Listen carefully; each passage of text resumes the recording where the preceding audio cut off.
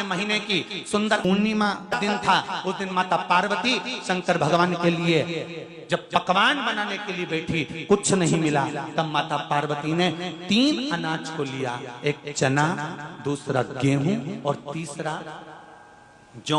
इन तीनों को भींग रहे थे, उसको लेकर आए गंगा जी में से, उसको सेक कर माता ने अंगीठी पर और उसका जो सत्तू बनाकर शिव को दिया। शंकर भगवान ने कह दिया, सुन पार्वती, ये सत्तू नहीं, ये मेरी औषधि है। बैसाख के महीने में जो खाएगा वो जिंदगी भर रोएगा नहीं, शरीर से स्वस्थ आ रही है। सत्तू का प्रयोग अवश्य करना, करोगे ना? उसका दान अवश्य करना। कोई आए उसको थोड़ा सा सत्तू अवश्य खिलाना। 3 चीजें होती हैं सत्तू में, गेहूं, चने की दाल, जौ। इनको गलाया जाता है, रात भर गलाने के बाद इसको फिर सेका जाता है, सेक कर पिसाया जाता है, फिर उसका प्रयोग किया जाता है। महाराज चाहे फिर उसको घोल कर आप शक्कर के साथ, गुड़ के साथ, नमक के साथ, जीरे के साथ, पुदीना के साथ, जिसके साथ तुम्हें खाना है वो तुम्हारे ऊपर, पर दान करना सत्तू का जरूर। एक चुटकी मात्र भी अगर सत्तू आपने दान किया है बैसाख महीने में, उसका फल जरूर मिलेगा, जरूर प्राप्त।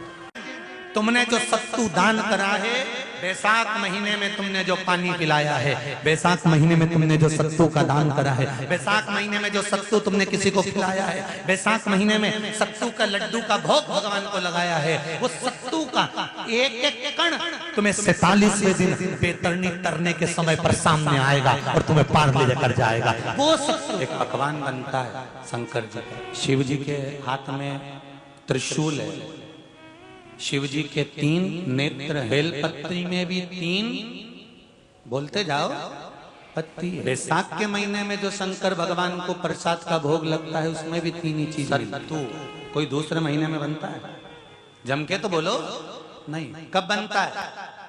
यही बैसाख के महीने में। चने की दाल, गेहूं और जौ, इन तीनों को गलाकर सेक कर जो सत्तू तैयार होता है, इसी बैसाख के महीने में परशुराम जयंती के दिन या अमावस्या के दिन या पूर्णिमा के दिन शंकर भगवान को समर्पित होता है और भगवान विष्णु को समर्पित। दुनिया के लोग कहते क्या होता है सत्तू? सास अपनी बहू से कहती है, बेटा सत्तू बना ले, थोड़ा सा सत्तू बाजार से ले आना, 10 रुपए का खरीद कर ले आना। आज सत्तू, आज अपन पूजन करेंगे सत्तू की, अक्षय तृतीया है, थोड़ा सा पूज देंगे, थोड़ा सा भगवान को भोग लगा देंगे, सत्तू का लड्डू बना लेंगे। बोलो री जी, सही है कि गलत है? बाजार में भी सत्तू मिलता है, तो बच्चे कहते हैं, बहुएं कहती हैं, कौन खाएगा, काय को ला रहे हो, सत्तू का क्या काम है? पर शिव महापुराण की कथा कहती है, स्कंद पुराण की कथा कहती है, जिस समय पर बैसाख के महीने की सुंदर अमावस्या का दिन था, उस दिन माता पार्वती शंकर भगवान के लिए जब पकवान बनाने के लिए बैठी, कुछ नहीं मिला, तब माता पार्वती ने 3 अनाज को लिया, एक चना, दूसरा गेहूं और तीसरा जौ। इन तीनों को भींग रहे थे, उसको लेकर आए गंगा जी में से, उसको सेक कर माता ने अंगीठी पर और उसका जो सत्तू बनाकर शिव को दिया। शंकर भगवान ने कह दिया, सुन पार्वती, ये सत्तू नहीं, ये मेरी औषधि है। बैसाख के महीने में जो खाएगा वो जिंदगी भर रोएगा नहीं, शरीर से स्वस्थ। अब उसको लोगों ने हंसी खेल में ले लिया, सत्तू का क्या काम, मम्मी हम नहीं खाएंगे, बड़ा पूरा। शिव जी का एक एक चीज। बैसाख के महीने में पियो बेल, बेल मतलब समझ गए, बेल का रस। बैसाख के महीने में पियो बेल और शरीर को रखो ऑलिव बेल। शरीर बेकार नहीं, शरीर बेकार नहीं हो सकता। अब शिव आराधना तो करो। हाँ, जिंदगी की मोड़ पर शंकर परीक्षा बहुत परीक्षा। एक खारी में से पानी नीचे बहता, समझ लेना जरा अच्छे से हो। जैसे ये गोल जलाधारी है, ये शिवलिंग है, यहाँ से पानी नीचे। जब विशेष कोई दुख वाली बात आ जाती है या कोई तकलीफ खड़ी हो जाती है, बहुत बड़ी अगर कोई तकलीफ खड़ी हो जाती है, तो शिवलिंग के स्पर्श की जगह जहां से पानी बहता है, जाता है ये गोल, और यहाँ से जो भगवान के चरण है जहां से पानी नीचे गिरता है, समझ रहे हो ना सब लोग? उस स्थान पर अपनी जो ये हथेली होती है, इस हथेली को कुछ देर लगा लिया जाता है। कौन सा स्थान?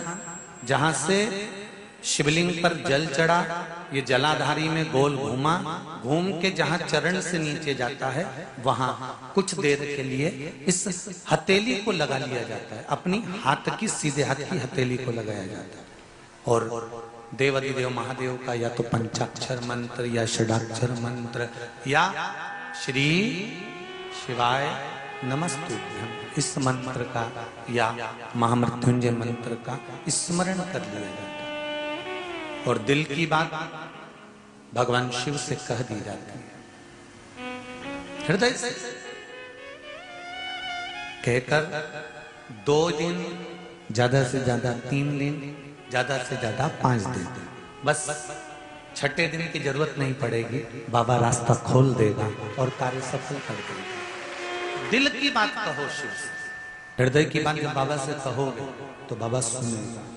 निश्चित शिव महापुराण की कथा कहती है कि शंकर भगवान के शिवलिंग से लेकर जलाधारी में कुछ स्थान ऐसे हैं, वहां पर हमारा मात्र स्पर्श कर कर अपने दिल की बात कह देने पर भी कार्य सफल हो जाता है। तुम जल चढ़ाओ मत चढ़ाओ, तुम बेलपत्र चढ़ाओ मत चढ़ाओ, तुम धतूरा चढ़ाओ मत चढ़ाओ, पर दिल से अगर तुमने कहा तो उसका फल मिलेगा।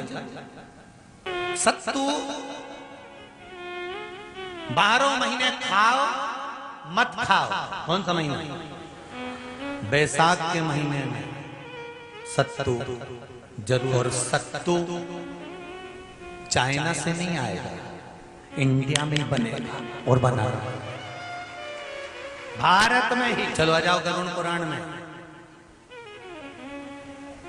मरने का 47वां दिन, जब मरेंगे तब गरुड़ पुराण बचेगी, पहले ही सुन लो।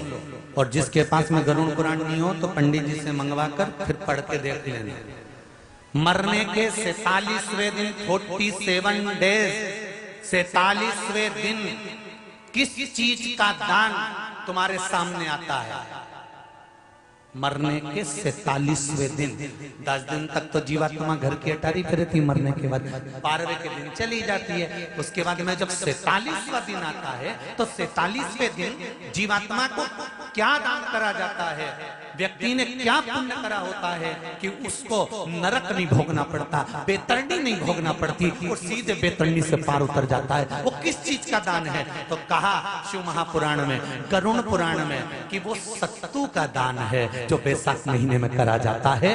सत्तू का दान 3 चीजों से मिलकर बनता है। जौ, बोलते जाओ जल्दी, गेहूं, चना, ये 3 चीज से मिलकर बनता है। इसमें जो बारीक बारीक कण होते हैं, जितने जितने 3 चीज के मिले हुए बारीक बारीक कण होते हैं, ये जब दान किया जाता है सत्तू का, तब ये बेतरनी तरने के लिए 47वें दिन इस जीवात्मा ने अगर सत्तू का दान करा होता है या सत्तू का सेवन बैसाख के महीने में करा होता है तो उसको बेतरनी नहीं भोगना पड़ती, डायरेक्ट सीधे रतलाम उज्जैन से डायरेक्ट। किस किस के यहाँ बनता है सत्तू?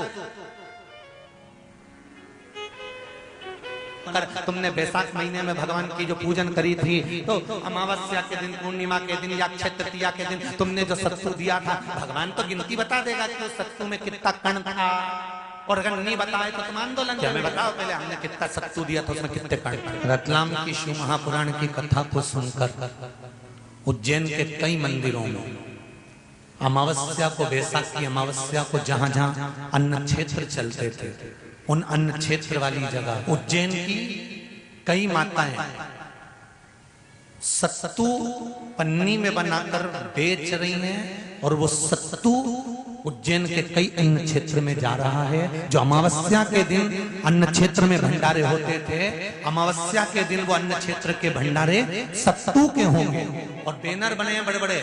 मैं टीवी चैनल वालों को कहूंगा कि जो बैनर भेजे हैं, समिति के पास आए हैं, वो चैनल पर दिखाएं कि कितने बड़े बड़े बैनर लोगों ने बनवाए हैं कि अब की बार जो बैसाख महीने में अमावस्या के दिन अन्न क्षेत्र के भंडारे होंगे उसमें सत्तू ही बांटा जाएगा। इसको कहते हैं आत्मनिर्भर भारत।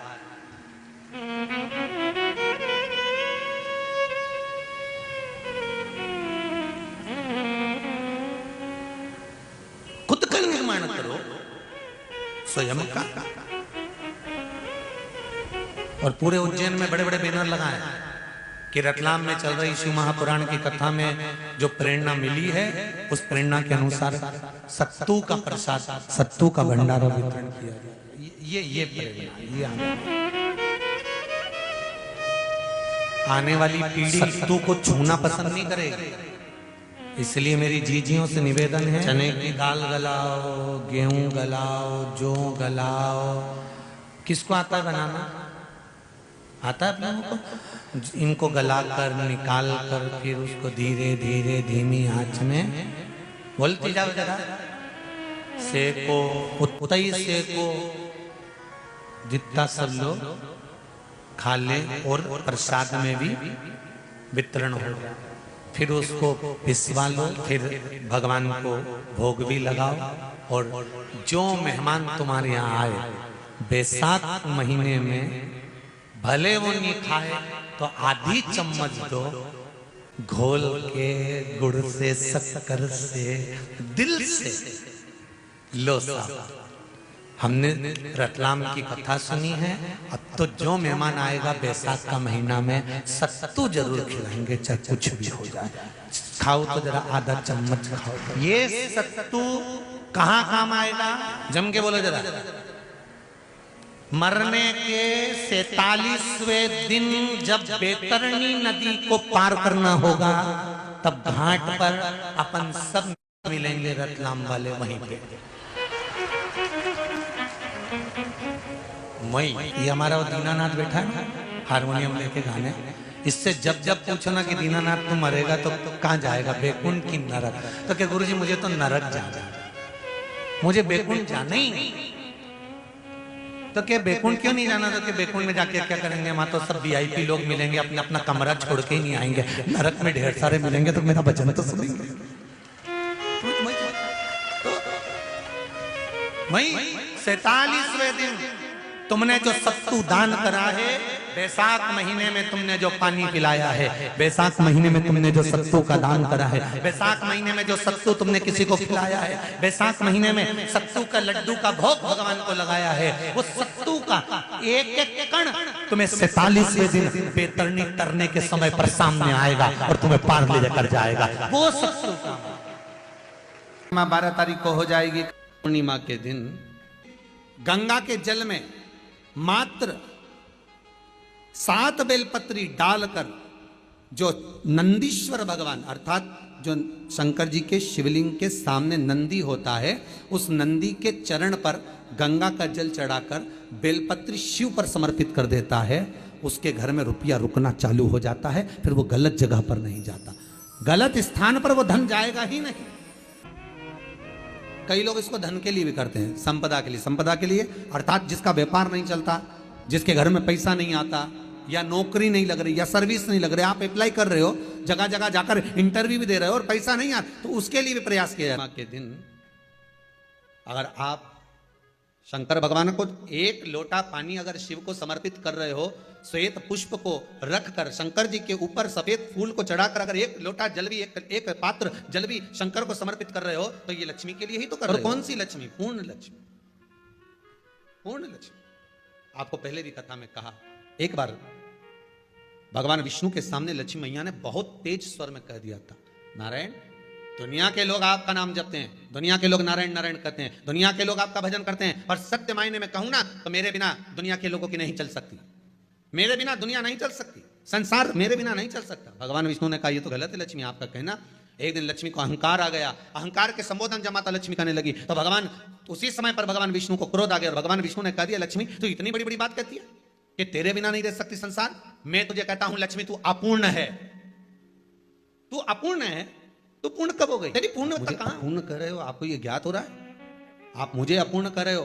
भगवान कहते हैं हाँ लक्ष्मी मैंने तुझे अपूर्ण कहा है। अपूर्णता का मतलब आप जानते हो ना? भगवान कहते हैं लक्ष्मी मैं सब जानता हूं। लक्ष्मी रोती हुई माता सरस्वती के पास पहुंच गई। सरस्वती ने पूछा क्या बात है लक्ष्मी, क्यों रो रही हो? लक्ष्मी जी ने कहा क्या बताऊं सखी, मेरे पति ने आज मुझे अपूर्ण कर दिया। कह दिया पति ने ही तो कहा है ना, तो क्यों रोना, चल मेरे साथ में। और सरस्वती मैया माता लक्ष्मी बोली हुआ क्या है ऐसा जो तुम दोनों आज मेरे पास? पार्वती जी कुछ बोलती, शिव जी का ध्यान भगवान शंकर जान गए वो लक्ष्मी कि आज भगवान नारायण ने लक्ष्मी जी को अपूर्ण कहा है।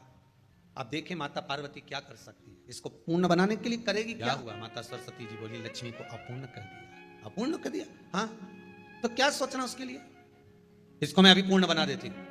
माता जगत जननी पार्वती ने गोदी में विराजमान गणेश जी को उठाया और उठाकर संतान नहीं है तो नारी को लोग अपूर्ण। माता पार्वती जी ने संपूर्ण ब्रह्मांड में एक सिद्धता प्रदान कर दी कि अपने गोदी के लाल को, अपने गोदी के पुत्र को माता ने लक्ष्मी की गोद में देकर लक्ष्मी को पूर्ण बना दिया। वो दिन कौन सा था? पूर्णिमा का दिन। लक्ष्मी को पूर्ण, केवल अमृत ही नहीं बरसता, पूर्णिमा के दिन लक्ष्मी भी बरसती है। पूर्णिमा के कितने व्रत होते हैं? बोलते जाओ जरा, जल्दी जल्दी बोलो। पूर्णिमा के नारियों को, स्त्रियों को अखंड सौभाग्य के लिए, जो नारी वैधव्य नहीं होना चाहती है उस नारी को पूर्णिमा के कितने व्रत करना चाहिए? जिस नारी के यहाँ संतान नहीं हो, औलाद नहीं हो, उसको पूर्णिमा के कितने व्रत करना चाहिए? जिस नारी का पुत्र, पति बहुत बीमारी से ग्रसित हो, लग रहा हो कि ये मेरा बेटा बहुत बड़ी बीमारी में घिरा हुआ है, तो नारी को कितने व्रत करना चाहिए? स्वयं भगवान कृष्ण ने माता यशोदा को द्वापर में भी बताया है कि पूर्णिमा के 32 व्रत। स्वयं भगवान कृष्ण यशोदा रानी को, माता यशोदा जी को भी बता रहे हैं 32। अब आपको किसी ने बता दिया होगा कि 8 कर लो, 7 कर लो, 6 कर लो, 12 कर लो, इसलिए आपने बोला कि 12 कर लीजिए, 32 कर लीजिए। अरे यहाँ तो द्वापर की कथा भी कहती है। यशोदा जी ने एक बार भगवान कृष्ण को रोक कर कह दिया, ए कन्हैया रुको। कन्हैया बोले बोलो माँ क्या बात है? कन्हैया जरा रुकिए, इधर आओ जरा, भगवान कृष्ण आए। हाँ माँ बोलिए। जगह का प्रसंग है ये, जिस समय पर राधा रानी कुरुक्षेत्र में नंद बाबा और यशोदा जी को लेकर कुरुक्षेत्र के कुंड में, ब्रह्म सरोवर में स्नान कराने के लिए लेकर जाती है ग्रहण का समय पर। और जब भगवान कृष्ण उस कुरुक्षेत्र के उस सरोवर में स्नान करने आते हैं, तब यशोदा जी ने अपने लाला से प्रश्न किया है, पूछा है कि नारी वैधव्य होकर ना मरे, उसका पति कोई रोग से ग्रसित ना हो, उसका पुत्र किसी रोग में ना पड़े। कितना सुंदर संवाद लिखा है। अगर किसी माता का पुत्र मान लो किसी नशे में डूबा हुआ है, कोई नशा कर रहा है और गलत नशा है, आपको लग रहा है कि ये नशे में डूबा हुआ है, आपको लग रहा है कि ये गलत जगह पर डूब गया है, आपको लग रहा है कि मद्यपान में, मांसाहार में या अधिक गांजा आदि का जो भी नशे होते हैं, जितने भी नशे, उसमें डूब चुका है। और माँ उसको समझा रही है, तू नशे में मत डूब, तू इस काम को मत कर, तू ये गलत कर्म मत कर। माँ उसको समझा कर हार गई। तो मेरा माताओं से निवेदन है, आप उसको समझाना बंद कर दो, एक काम करना प्रारंभ कर दीजिए। हमें जो शिव महापुराण के माध्यम से शास्त्र कह रहा है कि आप 32 पूर्णिमा के व्रत प्रारंभ कर दो। उसमें करना क्या है आपको? केवल जिस दिन व्रत रहे, रात्रि के समय पर कोई भी मीठा, कुछ भी सामग्री आप चंद्र की रोशनी में, चंद्र को अर्घ देने के बाद, पूजन करने के बाद उसको रखो, और वही सामग्री जो नशा कर रहा है उसको पूर्णिमा के दूसरे दिन उसको खिलाओ। आप धीरे धीरे खिलाना चालू करेंगे, जिस नशे में वो डूबा हुआ उस नशे से वो छूटना प्रारंभ हो जाएगा। 2 पूर्णिमा व्रत करके तो देखो, तीसरे में तुम्हें जरूरत ही नहीं, धीरे धीरे आप रुक, वो छूटना प्रारंभ हो जाएगा। स्वयं भगवान कर रहे हैं। यशोदा मैया ने कन्हैया को रोक लिया कुरुक्षेत्र के उस मैदान में, और भगवान कृष्ण का दर्शन माता यशोदा जी करी। बहुत बहुत दिनों के बाद माँ को, आज माता यशोदा को लाला का दर्शन हुआ, बहुत समय के बाद, जाने के बाद बहुत समय। कृष्ण से माता यशोदा जी ने पूछा, कन्हैया लो, किसी नारी का पुत्र या रोग से ग्रसित, उसके पति की या पुत्र की, तो हे कृष्ण, उस नारी को कौन सा व्रत धारण करना चाहिए या किसकी पूजन करना चाहिए? ये कुरुक्षेत्र की भूमि का संवाद है। भगवान कह रहे हैं, मां, अगर नारी अपने पुत्र और अपने पति के लिए, उसकी उम्र की वृद्धि के लिए, रोग मुक्ति, विश्व के ताप को कम करने वाले चंद्रदेव की आराधना, पूर्णिमा के व्रत को धारण करती है, तो नारी उस व्रत के प्रभाव से अपने पुत्र और पति की बीमारी को, रोग को हर ले, रोग का हरण कर ले।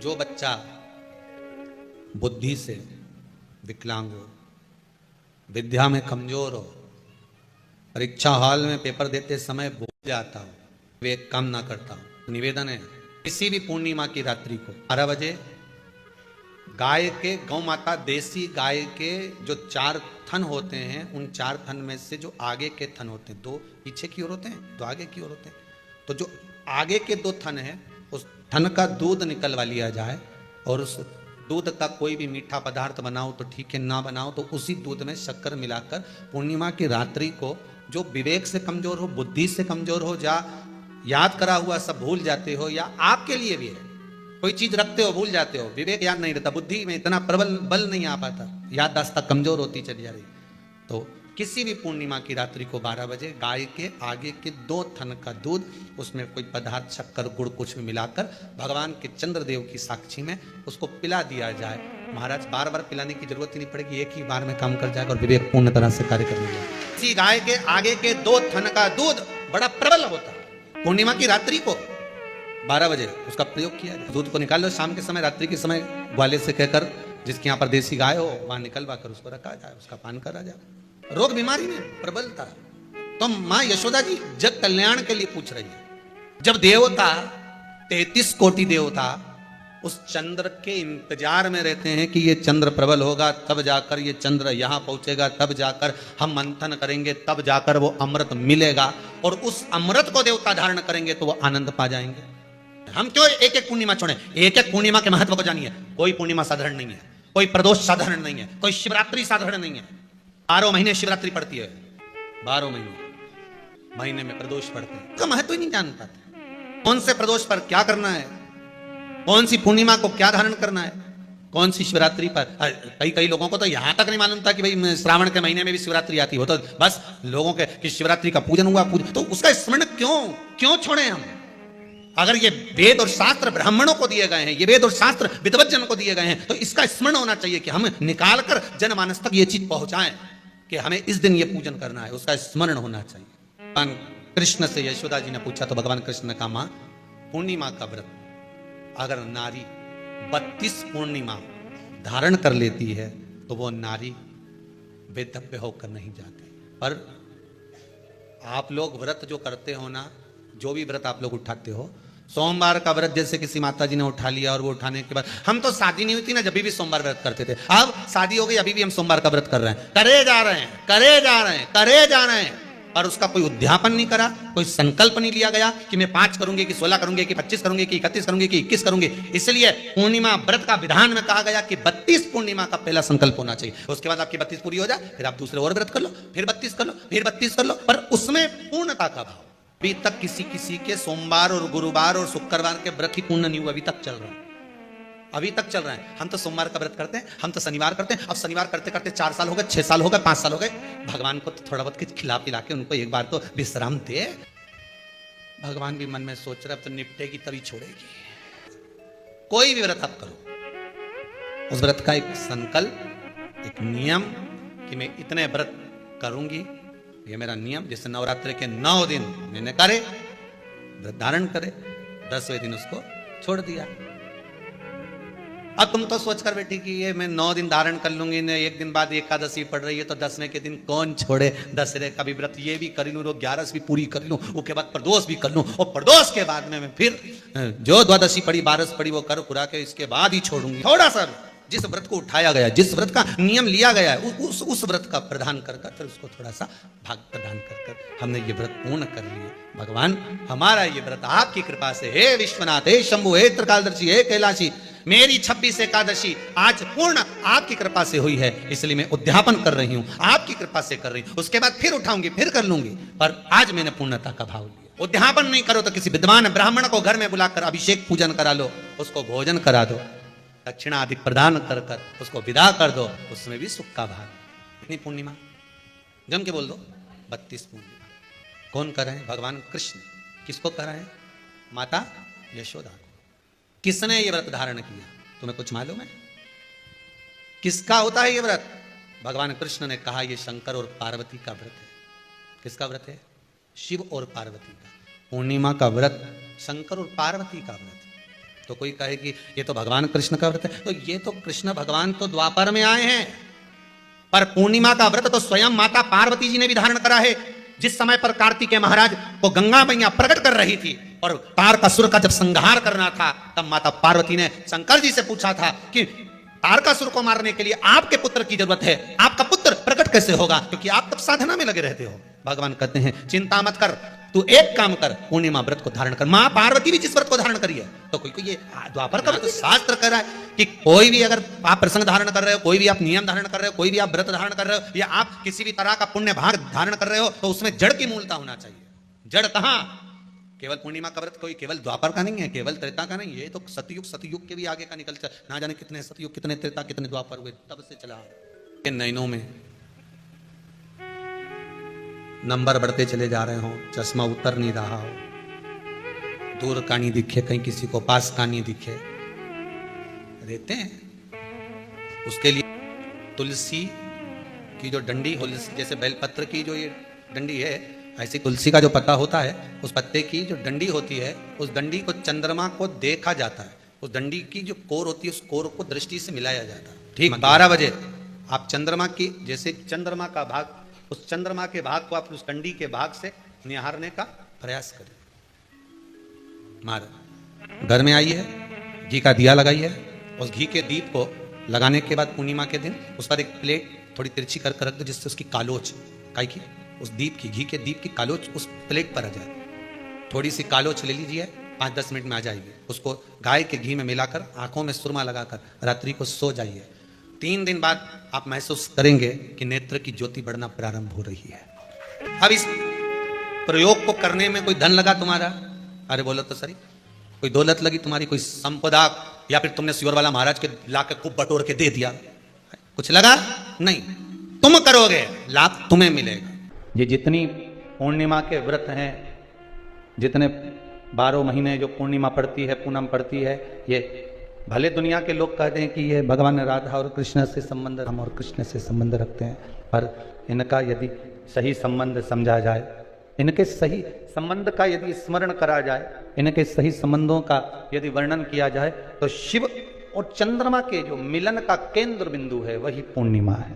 केवल एक पूर्णिमा वहीं तक नहीं रही कि भगवान कृष्ण और राधा जी ने रास किया, केवल वहीं तक उसकी सीमितता नहीं है। बात ध्यान रखिएगा, यदि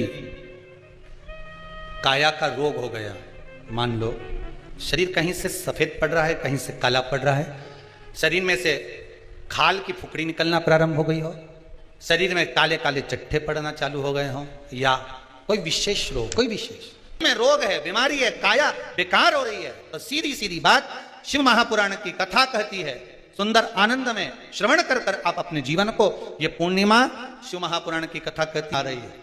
कुछ नहीं करना, पीपल का एक पत्ता, उस पत्ते पर थोड़ा सा चावल, पूर्णिमा की रात्रि को अपने हाथ में लेकर, अपने नयनों से लगाकर, शरीर पर से स्वयं उतार कर उसको दरवाजे के पास रख दीजिए। पूर्णिमा की रात्रि को पूर्ण होने पर उस चावल को दूसरे दिन सूंघ कर बहते हुए पानी में डाल दीजिए। महाराज कितने भी रोग से ग्रसित हो गए, पीपल का एक पत्ता 52,000 ब्राह्मण की साक्षी कराता है। महाराज बहुत ध्यान देना, पीपल के वृक्ष में स्वयं नारायण का, मेरे कृष्ण का वास है। स्वयं भगवान गीता के अंतर्गत कहते हैं कि मैं पीपल का वृक्ष हूं, नारायण उसी में। 52,000 ब्राह्मणों का वासा एक पीपल के पत्ते में होता है। और आपको पहले भी कथा में कहा, गाय, ब्राह्मण, बहन, बेटी, ये सब काल का हरण करने वाले हो, काल को हरने वाले हो। रोग को मिटाइए, शिव का स्मरण करो। पूर्णिमा के दिन चावल का एक आखा दाना जानते हो, पूरा खंडित चावल नहीं, कितना चावल, एक दाना चावल का शंकर भगवान के शिवलिंग पर समर्पित करिए। एक बेलपत्र जिसका डंडी का मुख अपनी ओर हो, जहां से चावल चढ़ाया है, उस चावल के ऊपर अपनी कामना कर कर रख दीजिए और चंद्रमौली भगवान का स्मरण करिए। कौन से भगवान? शंकर भगवान का सर्वश्रेष्ठ सुंदर नाम है चंद्रमौली। चंद्रमौली भगवान का स्मरण करिए, अपनी कामना कर कर बेलपत्र समर्पित कर कर शिव जी पर एक लोटा पानी, एक जल पात्र समर्पित करो, कलश से जल चढ़ा दीजिए, नैनों में वो जल लगाकर अपनी कामना कर कर वापिस घर को आइए। आएगी जो कामना करी है मेरा चंद्रमौली भोलेनाथ उसे पूर्ण कर ही देगा। शिव उपासना के लिए जितनी 12 महीने में पूर्णिमा पड़ती है, एक एक पूर्णिमा का व्याख्यान वर्णन करेंगे। आज तो कथा का महत्तम दिवस है, पहला दिवस है, तो हम उसको महत्व समझें कि पूर्णिमा का महत्व क्या है। हम उसका महत्व समझें कि शंकर और चंद्र का रिश्ता क्या है, संबंध क्या है। भगवान ने जितनी पूर्णिमा बनाई है, जितने नक्षत्र बनाए, जितनी घड़ी बनाई, जितना पल बनाया, जितना समय बनाया, ये शंकर भगवान ने जो बनाया ये गलत नहीं बनाया, श्रेष्ठता के लिए बनाया, जग के उद्धार के लिए, संसार के उद्धार के लिए बनाया। अब उसका प्रयोग आप करें ना करें या आपके ऊपर है। आप उसका प्रयोग कर रहे हैं ना कर रहे हैं आपके ऊपर, पर जो बनाया है मेरे भगवान। श्री शिवाय नमस्तुभ्यम, श्री शिवाय नमस्तुभ्यम, हर हर महादेव। यह उपाय गुरु जी ने बताए कि आप पूर्णिमा के दिन, वैशाख पूर्णिमा के दिन आप सत्तू का भोग जरूर लगाए। शिव जी को सत्तू का भोग लगाने से एवं सत्तू के दान करने से आपकी हर मनोकामना पूरी होगी। श्री शिवाय नमस्तुभ्यम, श्री शिवाय नमस्तुभ्यम, हर हर महादेव।